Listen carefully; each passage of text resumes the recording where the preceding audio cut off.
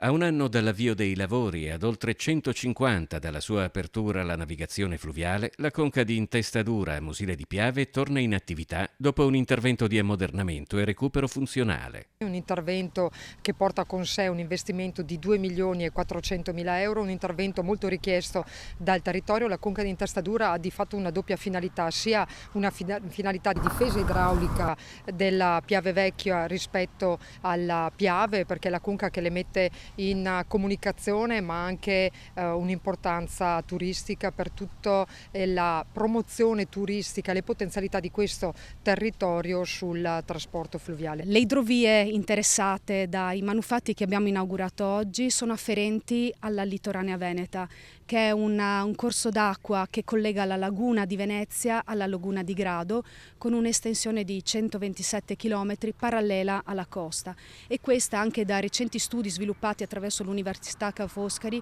ha rilevato che investimenti su questa idrovia comporta anche la produzione di moltiplicatori economici sia per la produzione, sia per il PIL, sia anche per il valore aggiunto sul territorio. Lunga circa 68 metri e con un'entrata in bacino larga 7, la conca è stata costruita nel 1873. Durante la Prima Guerra Mondiale aveva subito diversi danni ed era stata sottoposta a numerosi interventi manutentivi. L'immobile è vincolato dalla soprintendenza avendo più di 150 anni, e per questo le azioni messe in campo sia per la riqualificazione delle parti murarie, ma anche per quanto riguarda il revamping degli impianti che consentono la movimentazione delle porte, è stato assolutamente importante.